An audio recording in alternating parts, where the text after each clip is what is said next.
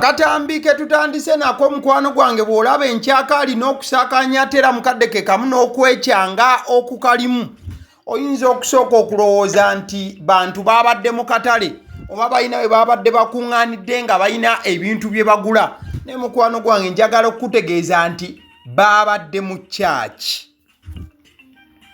Wabula Archbishop wa church ya Uganda ow'ekitiibwa Archbishop Stephen Samuel Kazimba Mugalu ye yabadde ku Kituuti ng'atandise okuba ng'abuulira.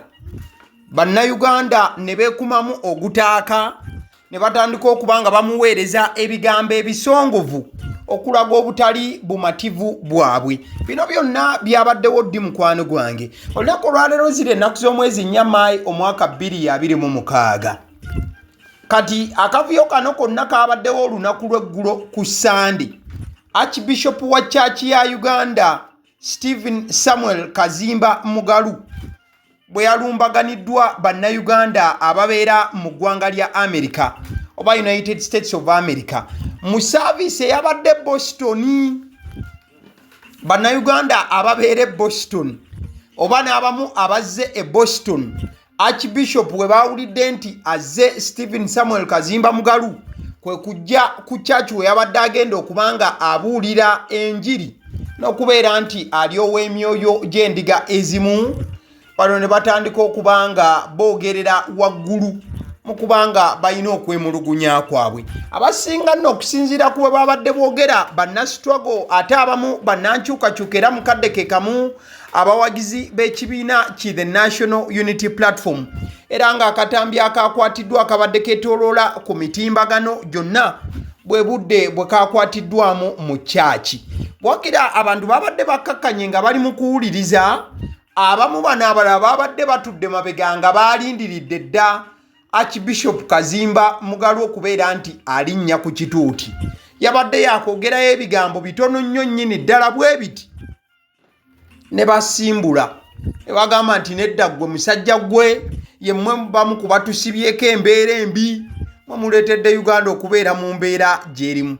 Wabula okusinziira ku mukulu amanyiddwa nga Adam Sadiq, ono nga yakolanga communications officer wa Church of Uganda ate era nga mukadde ke kamu ye press secretary wa Archbishop.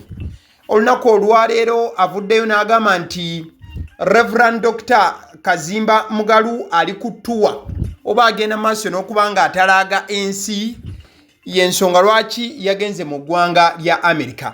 Wabula agamba nti ebyo byonna ebyabaddewo okubeera nti Archbishop yayisiddwa mu mbeera gye yayisiddwamu akiyise a slight disruption that was contained, nti just ako kwabadde kutaataaganamukko kutono era nga basobodde okubanga bakinyiganyiga ne bakikkakkanya.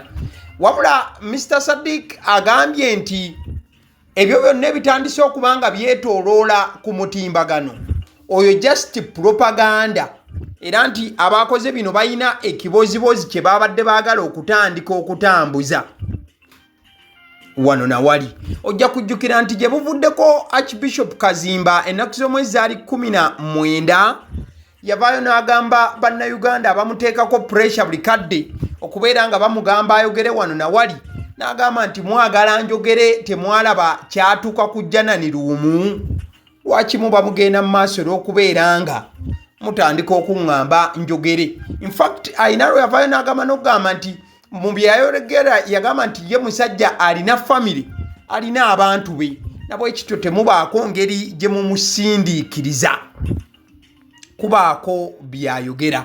Ojja kujjukira nti abantu naddala bannankyukakyuka ebiseera ebisinga bavuddeyo ne bagamba nti abakulembeze b'enzikiriza bano bakoze kyamaanyi nnyo okubanga basirika okubeera nga tebavaayo kuba kongeri gye bavumirira ebyo ebinyigiriza bannayuganda mu mbeera emu oba endala. So kati kyonna kisuubirwa nti ebigambo ebyo ebyayogerwa Archbishop Kazimba Mugalu bye byandiba nti byavaako emberebeza n'okubeera nti wakati mu church ng'atandise okusabisa abeeyo ate basituse busitusi ne babaguka ne babaako engeri gye batandika okubanga bamuteekako embeera. Kati nno ebiseera ebisinga engeri gye kiri nti babadde boogezi ba nzungu era nga bali mu United States of America wali mu Boston be bagenze maaso okubanga basitula enfuufu.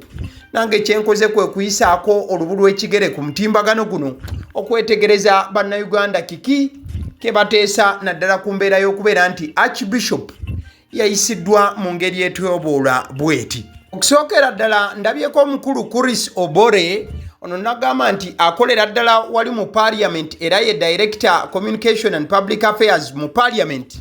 Otera nnyo n'okumulaba ku gaali ya Honorable Anita Among. Omukulu Chris Obore avuddeyo olunaku olwaleero. In fact n'ebigambo byayogedde ate bitabudde bya bangi. Agambye nti attacking Archbishop Samuel Kazimba Mugalu during a church service in Boston shows nothing but arrogance fueled by I repeat it, it's not the duty of the Archbishop to help anyone overthrow government. Succeed or fail on your own. Don't reflect personal frustrations on others. Kati omukuru Chris Obore okuva ali mu Parliament agambye nti okulumbagana Archbishop Samuel Kazimba Mugalu nga ali mu church ali mu kusabisa kye bakoze wali e Boston kiraga bulazi nti bano ate basiru ekitenkanika abakoze ekyo. Nagamba nti nkiddamu temulowooza nti Archbishop aliwo kubanga abayambako okujjako gavumenti. N'abagamba nti mujejjireko ku lwammwe oba mulemererwe ku lwammwe wabula temuteeta nnaku yammwe kugikuba bantu balala. Mwana mulenzi Thomas Oweyishimwe n'avaayo n'agamba nti anyway with some sense now by the wuliriza okuteesa kwa Thomas agambye anyway with some sense knows that Bobi Wine's biggest diaspora support is in Boston. You have no business going there when you have clearly shown you are pro-government on several occasions. Blame the opposition for being beaten by police. Kati Thomas annyonnyola bw'ati wabula wuliriza Thomas agamba nti bw'otuula n'okirowoozaamu mu bwongo muntegeere ennyangu Bobi Wine obuwagizi bwe obusinga mu Amerika awo buli nnyo e Boston. Kati Thomas n'agamba nti tewali kiba kikutwala Boston ng'okimanyi bulungi nti ebintu by'ozoyogera biraga nti oli ku side eri eya gavumenti. Ate nga n'ebiseera ebimu wali ovuddeyo n'ogamba nti opposition abamu bakubwa lwakuba be baleetera poliisi okuba nti bakubwa. By the way gye buvuddeko Bobi Wine ebbanga lyonna ne we yagenda abadde mu Boston omwo okusinga. Ono no bamuyise Pius Jadwa musajja munna NUP nnyo avuddeyo n'awandiika n'agamba nti Archbishop Kazimba isn't tasked with overthrowing government, but he has a moral duty to speak against injustice, corruption and brutality. Ugandans aren't demanding politics, but truth and accountability. Silence from leaders enables oppression. Kati Pius Jadwa muna NUP yena agamba nti Archbishop Kazimba tetunnamusabako kubeera nti yenyigira mu kujjako gavumenti wabula alina obuyinza oba alina oluwalo lw'alina okutwala olw'okubeera ng'ayogera n'avumirira obutali bwenkanya n'avumirira obuli bw'enguzi n'avumirira okukijjanya kw'abantu. Nagamba nti bannayuganda Archbishop tebamusaba kubeera nti yenyigira mu byabufuzi wabula bamusaba mazima n'okubeera nti asaba embalirira entakera. Nagamba nti silence from leaders enables oppression. Pius Jadwa nagamba nti okusirika okuva eri abakulembeze ebiseera ebisinga ate kyongera okuleetawo abantu bano abawansi okubeera nga banyigirizibwa ate era mukadde ke kamu n'okubeera nga bakikijjanyizibwa entakera. Kati nno wakati nga bannayuganda bangi batandise okuba nga beekubamu ebiwayi naddala ku nsonga ey'ebyo ebyatuuse ku Archbishop wali mu America e Boston. Nkugambye nti Bobi Wine okuva we yagenda mu America mu Boston awo abaddewo nnyo bw'obanga obadde ogoberera ensonga zonna abadde nnyo mu Boston omwo. In fact ne bulwelu wabadde nga agendako mu America.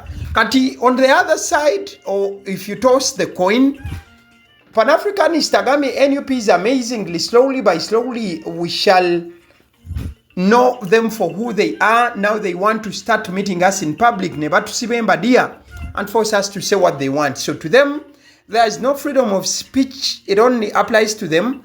Pan-Africanist nagamba nti NUP tujja genda tugimanya mpola mpola kubanga kati batandise tusanga mu lujjudde ne batusiba embadiya baagala kutukaka kwogera ebyo bo bye baagala ffe twogere kye baagala okugamba nti eddembe ly'obuntu lyo likola ku bo bokka ery'okubeera nti omuntu yeeyogerera. Ono bamuyita Simon Serwadda agambye every living Ugandan has that moral duty. Stop blackmailing others. Simon Serwadda ng'agamba nti buli munnayuganda alina olukusa oluvaayo ne yeeyogerera. Kati nga yagamba nti mukiteeka ku Archbishop wabula buli omu yogera gwe bubwangu yagadde okwogera. Ono bamuyita Asa Morari agamba, do you force the Archbishop to act the way you want? Oh, it's up to him to act. Asa Morari n'agamba nti oyagala oba mwagala kukaka Archbishop akolenga mmwe we mwagala oba kiri eriye okubeera nga asalawo okukola nga bw'aba yandisiimye. Kugambye eyo y'emu ku mbeera ebaddewo olunaku olwaleero naddala ku nsonga za Archbishop wa Church of Uganda. Kati nno bwe tuba nga tuvuddeko kaawo mukwano gwange eggulire tugenda kubanga tumaliriza n'amawulire naye nga si malungi yadde okubeeramu ak'essanyu n'akamu wabula amawulire agajjudde amaziga. Ekifaananyi ky'olaba ku screen eddakiika eno mukwano gwange kifaananyi kya baasi etese neggwaawo. Bw'ontegeeza okuteta sitegeeza kwa muliro wabula ewemen n'entuse yonna neggwaawo. Waliwo akabenje akabaddewo olunaku olwaleero ng'ennaku z'omwezi Nnyamaayo omwaka 2026 essaawa zibadde 7:15 ez'ekiro ekikeesezza olunaku olwaleero ku kyalo ekimanyiddwa nga Lapokmo wali mu disitulikiti y'e Nnoya. Akabenje kano kabaddemu emmotoka ekika kya UBP 736U baasi eyo gy'olabira ddala ku screen nga ya kampuni ya kika kya Nile Star Coaches era ng'ebadde evugibwa omukulu amanyiddwa nga Abugo Mandela Kadin. Ono nga poliisi yamukutte dda we twogerera wamu n'emmotoka enamba plate ebadde SSD 040A stroke SSD 498C Benz Actros trailer oba tuleera. Okusinziira ku poliisi nga bwevuddeyo n'ennyonnyola ku luguudo oluva e Arua baasi yagezezzaako okubeera nti eyisa emmotoka mu maaso. Kati mu kavuyo ako kwegenda maaso olw'okubanga eyingirira tuleera eyabadde eri mu kujja gy'ebaddeyo eva gye bikkidde ng'abasaabaze bana kaput maiti ku sport abasaabaze bana ne bafiirawo. Abantu abalala 16 be basuubira okuba nti bagenze n'ebisago eby'amaanyi era nga bano babaddusizza mu ddwaliro erya Anaka abamanyi ebitundu by'eyo Nnoya ne wasigadde. Abantu abalala by the way abafidde babadde bana ku sport wabula be baddusizza mu ddwaliro ate abantu 3 olwabatuusizzaayo nabo ne bassa omukka ogw'enkomerero. Ekyo ne kireeta omuwendo gw'abantu abafudde mu kabanja ako okubeera abantu 7 bweddu. Okusinziira ku bantu ababaddewo era abalabye akabenje kano we kabeereddewo ekiro ekikeesezza olunaku olwaleero bagamba nti dureeva wa baasi ono yabadde avugisa ekimama. So mwana mulenzi oyo amanyiddwa nga Abugo Mandela Kadin poliisi yamaze dda okuba ng'emugombamu obwala wabula abantu 7 baluguzeemu obulamu. Emyoyo gy'abagenzi Mukama agiramuze kisa. Ale nzikiriza nkutegeeze ku bannaffe aba Honeybites bagamba nti bo omulimu gwe bakola gwa kukolera byakulya eby'abaana abadda ku masomero. wetugamba abaana abadda ku masomero saabo bokka abadda ku masomero wabula n'ababeera ewaka balina package ey'ebyokulya eby'abaana mu line efaananako bwetyo gwe bakubire bukubizi obagambe njagala package y'ebyokulya by'abaana abali ku masomero oba abaana abalya ebyokulya balina ebyokulya yogera ku daddies yogera ku binyeebwa amawogola yogera ku bagiya yogera ku cupcakes yogera ku donuts osobola okubafuna ku 0709 787508 ate era mukadde ke kamu bw'oba oyagala ku pizza size yonna era enamba y'emu ate era mukadde ke kamu bakola ne cake eza buli mukolo babayita aba honey bites. Njagala n'okutegeeza ku bannaffe aba Alson Painters UG bano basiizi ba langi era nga balina obukugu mu kusiiga langi era bamanyi ne langi ki egenda ku kizimbe kyo era mu ruumu ki tebasobola kuddira langi yandigenze mu kisenge ate ne bagisiiga mu ddiiro ey'omu dining ne bagisiiga mu kinaabiro nedda. Alson Painters UG omulimu gw'okusiiga langi bagukugukira ddala basiiga ebizimbe okuviira ddala ku ruumu emu paka ku makalina n'amakalina gwe bakubira ebukubizo bagambe nti Alson Painters UG namaliriza okuzimba ekizimbe kyange. In fact ne bw'oba olina ekizimbe nga kikadde nga olaba langi yaakyo efaanana si bulungi Alson Painters UG bazze kugonjoola ensonga eno bakubire ku 0705 1936 be bannaffe aba Alson Painters UG. Aba Sidi Omusunsuzi lyerinnya eryange yenze aba Sidi Omusunsuzi yenze atuula emabega w'omuzindaalo buli lunaku era ly'eddoboozi ly'owuliriza ku mukutu guno aba Sidi Omusunsuzi ly'eddoboozi eryo era ng'omukutu kwoli gwe guno ogwagaliwo. Nagamba nti information yonna gy'olaba ku channel eno tetugattamu kintu kyonna ate tewali kye tutoolamu. Information nga bw'eba eyingiddewo ffe bwe tugikwata ne tugikuwa kati gwe omulabi n'osalawo ki ekyokukozesa information eyo. Kati kyogenda okukola mukwano gwange bw'oba omaliriza okulaba vidiyo eno likinga commentinga ki kyolowooza mukadde ke kamu subscribinga bw'oba nga omukutu guno oli mupya ate era mukadde ke kamu sharingira mikwano gyo girabe vidiyo eno ate ne videos endala ku mukutu guno. Agaliwo YouTube channel mwebale kutulaba.